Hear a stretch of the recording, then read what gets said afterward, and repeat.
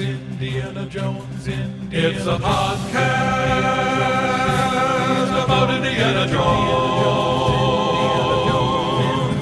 Every movie,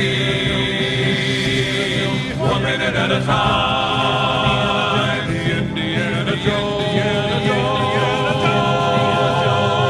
Minute. Welcome back to the Indiana Jones Minute. This is the podcast where we question the faith of Indiana Jones and the Last Crusade 1 minute at a time. I'm Tom Taylor. I'm Pete Mummert. I'm Gerald Christopher, confirmed Marcus Porter. And we are joined again by our old friend Steve Kreuch from the sunny shores of the New York, New Jersey, Connecticut tri-state area. Welcome back, Steve. Thank you very much. It's always a pleasure. It is. It's for us, too. No. Aw. Now I feel all warm and fuzzy. See? That's what the show does to you.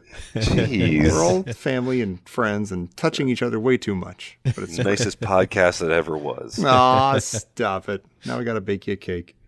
Please. Just as soon as we finished talking about minute 24. God, that was a good segue. Did you hear that? That was so good. Minute 24 begins with Indy getting the package from Venice out of his pocket, and it ends with Indy asking Marcus if he believes the Grail exists. Now, Tommy, you're a MacGuffin theme music expert. Yes, I've been forced into that role, yes. Yes. We all know the Ark theme, right? Right. Yes. What do we think about the Holy Grail theme? You know what's amazing? I, of course, just had it in my head, and then as soon as you did the Ark theme, I lost it. Oh, I got it back. It's good. It does the trick. I mean, I think you guys are nuts. Like the themes in this movie are gorgeous, and I don't know how you guys are. You don't care about them. You don't remember them. I think you guys are absolutely insane. The music in this scene is perfect. Yeah, it is beautiful. It works so well throughout this whole scene.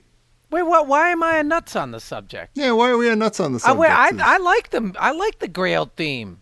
Okay. Well, no. Yeah, A few like minutes it ago, too. you guys were both making fun of me for liking the music, and you were like, "I don't remember a single piece from this movie." Well, I think that's literally true. The music does not stick with me as much as the stuff from Star Wars or Raiders or whatever. Yeah. It's I don't know if that's because it's newer and it didn't sink into my brain as a kid, or if it's just John Williams is getting a little old. You were graduating high school this year. I was. I absolutely was. Yeah. Probably not studying for finals. No, you had older focuses. That's right. We're back Dames. at this once again in our comfort zone.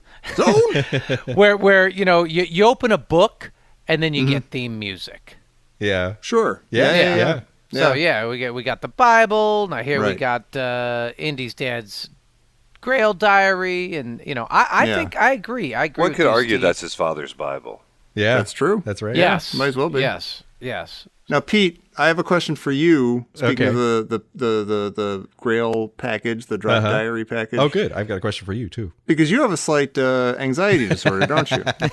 And I kind of do too. We don't talk enough about mine.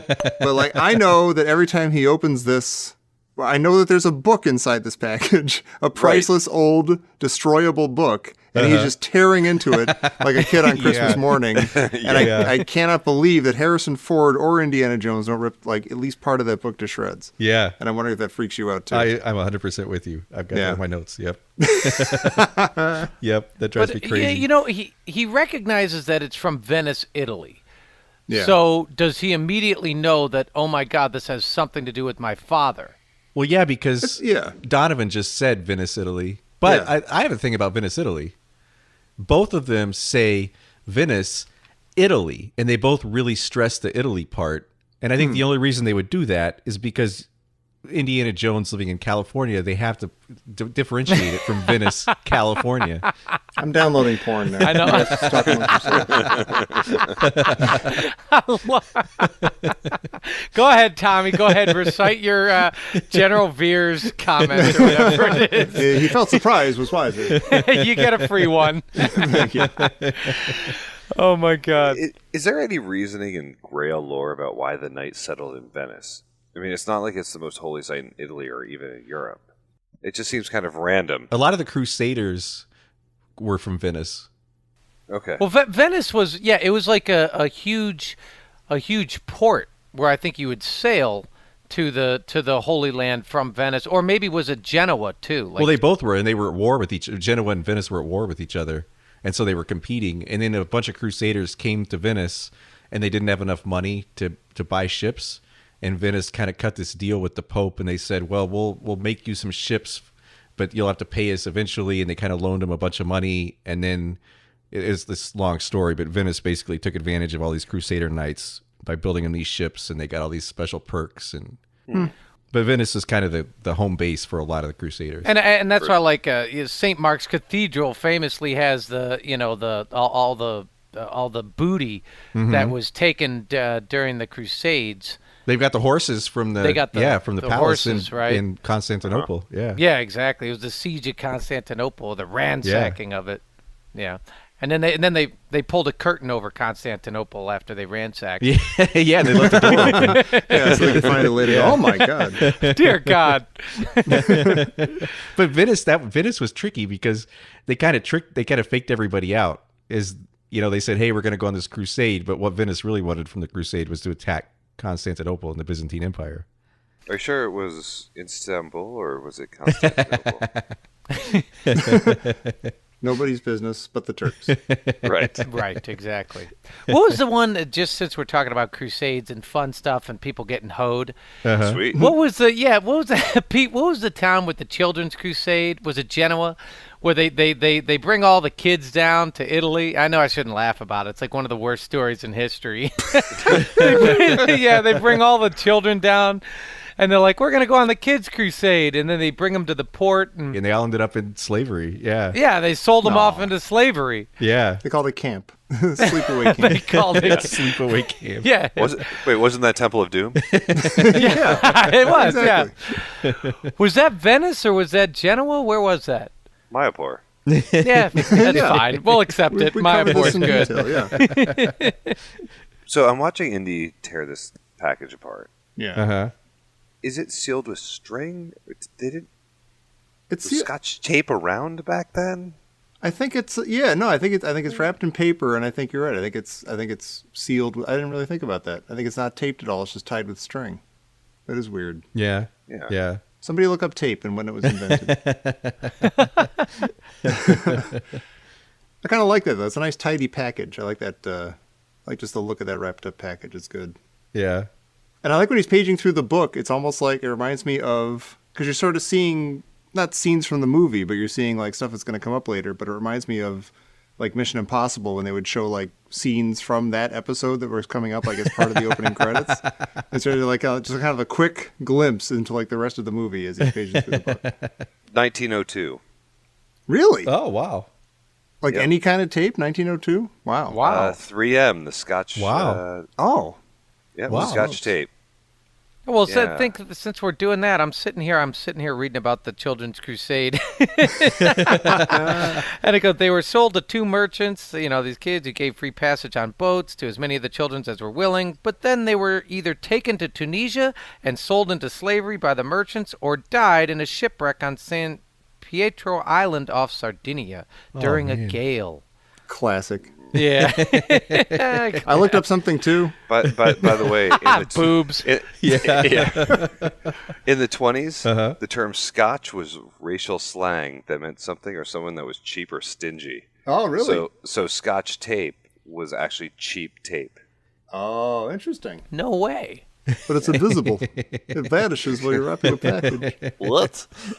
I looked up a quote from Dale Cooper from Twin Peaks to explain why Indy feverishly opens up the package when he hears the term Venice, Italy. When two separate events occur simultaneously pertaining to the same object of inquiry, we must always pay strict attention. So he had just heard Venice from Donovan, and then he remembers Venice in his pocket, and that's why he makes the connection. Nice. There you go. But I guess we could say he opens the book in an Indy panic.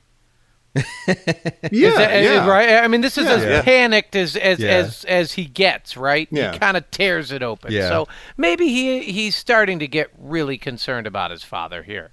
Yeah. Yeah.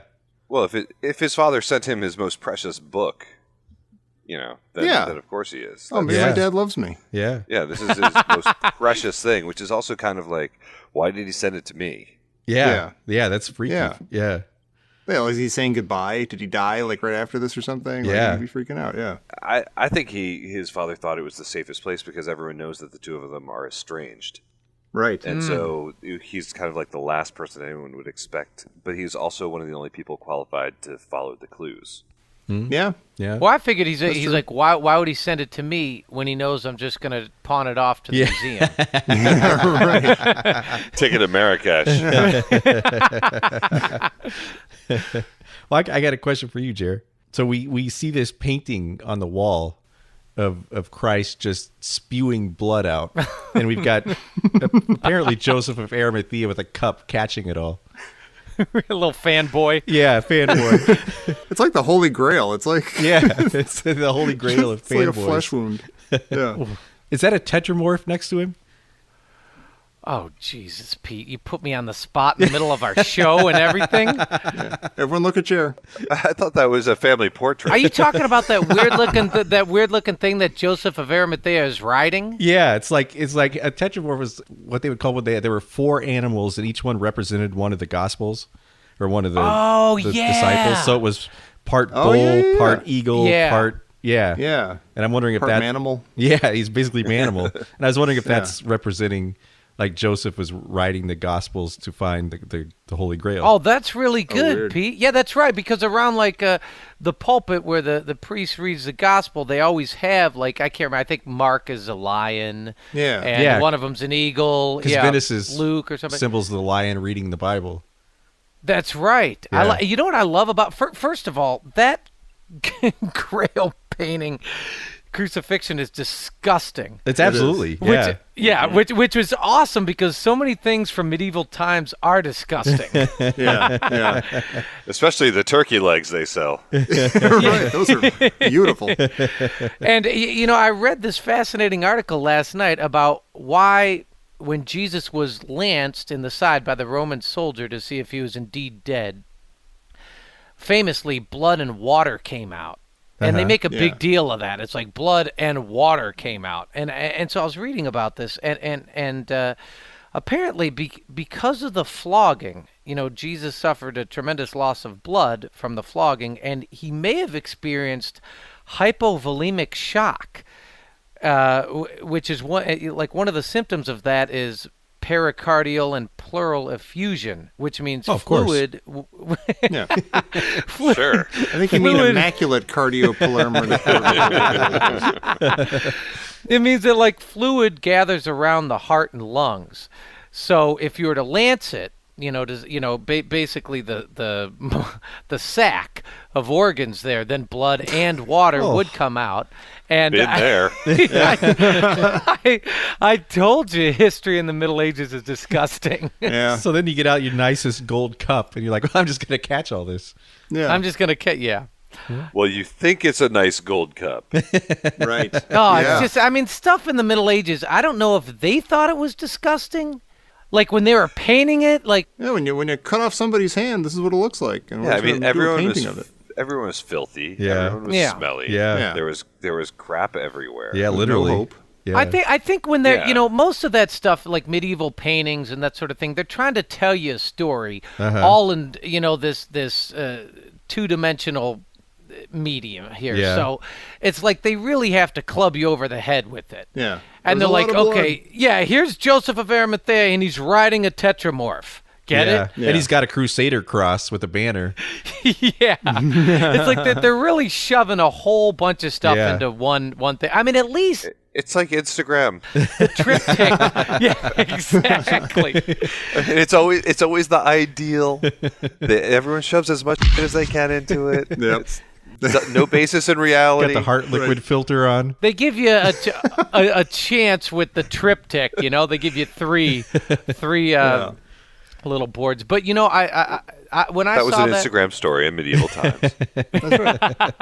The triptych filter. I thought of Hieronymus Bosch a little bit. Oh, sure. Yeah. Yeah, like when Joseph of Arimathea is riding that Tetramorph there. Yeah. Well, it's weird though, because the other painting that he has is a very literal account of what we're going to see later in the movie. Yeah. It's also beautiful. Yeah.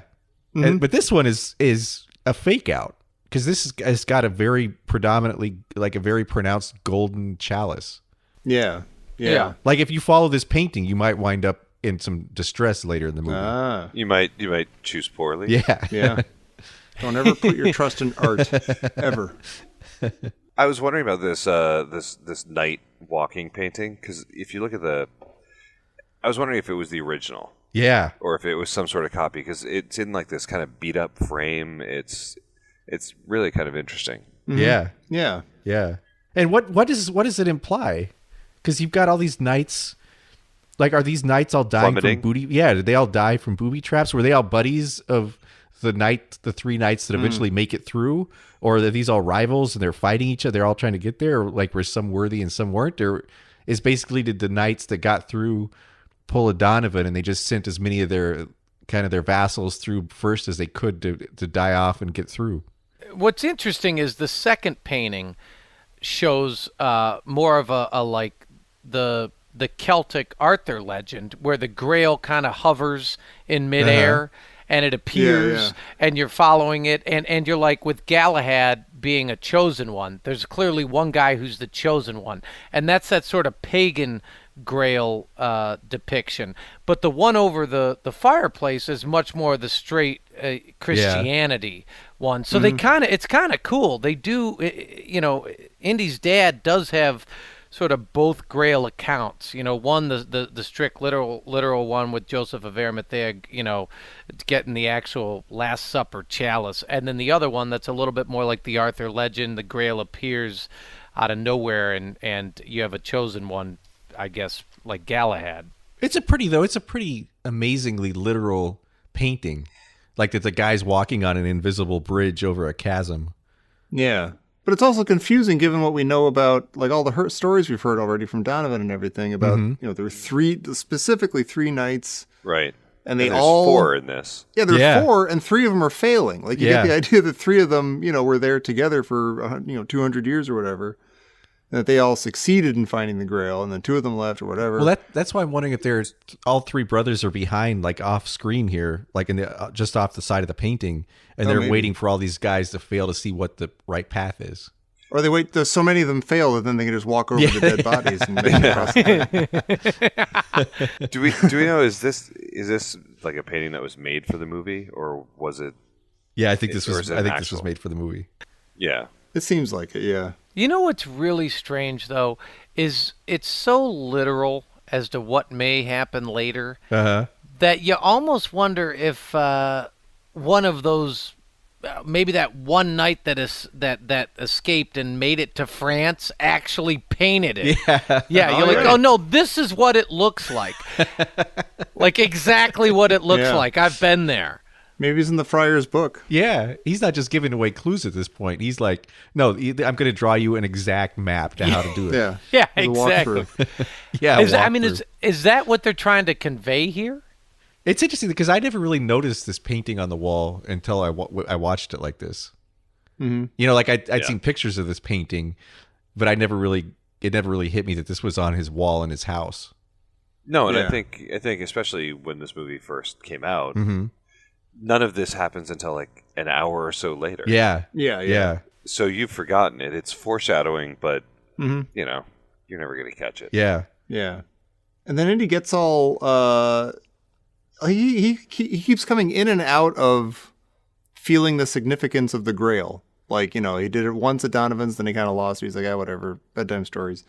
And now he's like, he gets super serious. He's like checking out these paintings. He's like, do you believe, Marcus? Do you believe the Grail really exists? And I guess I'm wondering, like, is he... It's kind of movie-ish right now. It's like, oh, we need to, like, have some of this kind of talk before we launch into this adventure or something. But it's also like, does he, as an archaeologist who doesn't believe in this magical out of superstitious hocus pocus, does he need for the, like, Jesus story to be true for him to go seek out this object, this artifact? Because it didn't seem to be an issue for him at all with the Ark. He was like, no, the Ark is a thing that's in a lot of books and it's a historical thing, a find of incredible historical significance. Like he didn't care about, any God connection to it or anything. But how could he not believe after what happened with the Ark? Because it's a new movie. See, I don't think he's talking about the Grail here. I mean, he eventually says the Grail, but I think this is an existential question. Because the way he says it, he says, "Do you believe, Marcus?" And then there's a long pause, and it's almost like he's saying, "Do you believe there's a chance my dad is still alive? Do you believe that I should have faith in something?" I feel like it's a lot deeper question than just, Marcus, do you believe there's really a Grail? Yeah.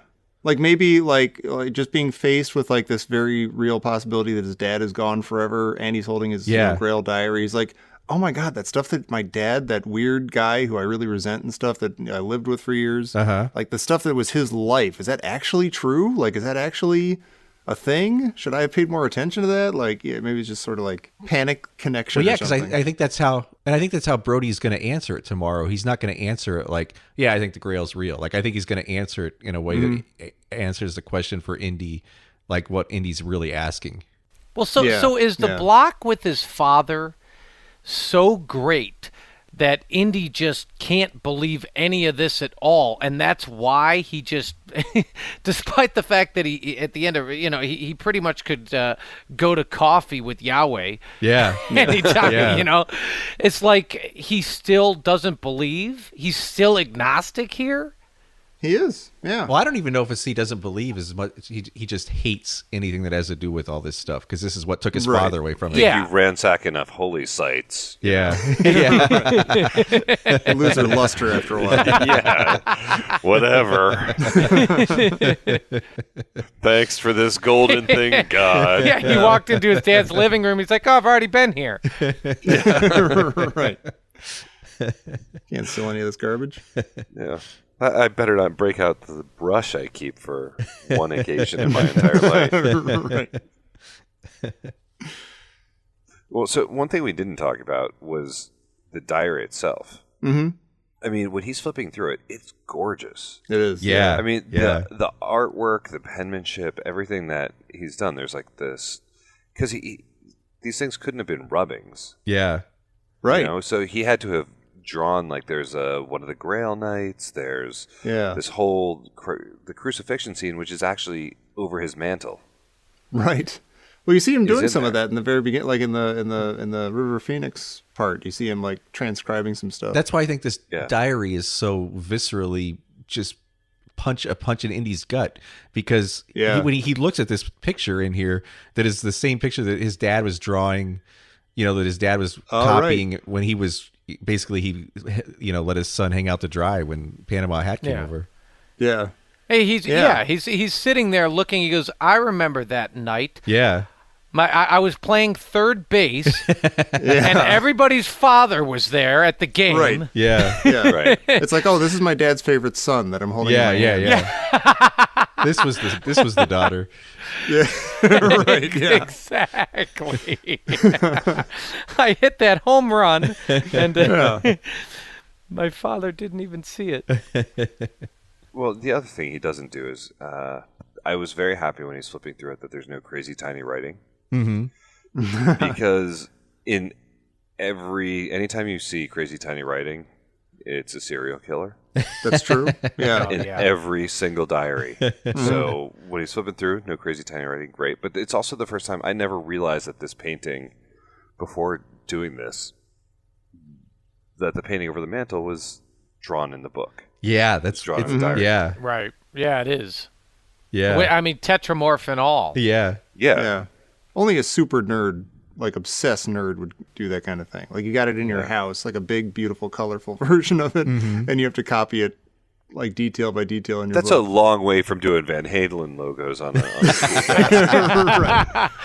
But see, I'm wondering if maybe he copied it in his diary first, and then he went and got the original painting. Yeah. He drew it so he could show it to the guy at the art store and say, "Hey, do you have this? You have one that looks like this?" Exactly. Do you think Indy might have stolen it for him for Christmas one year?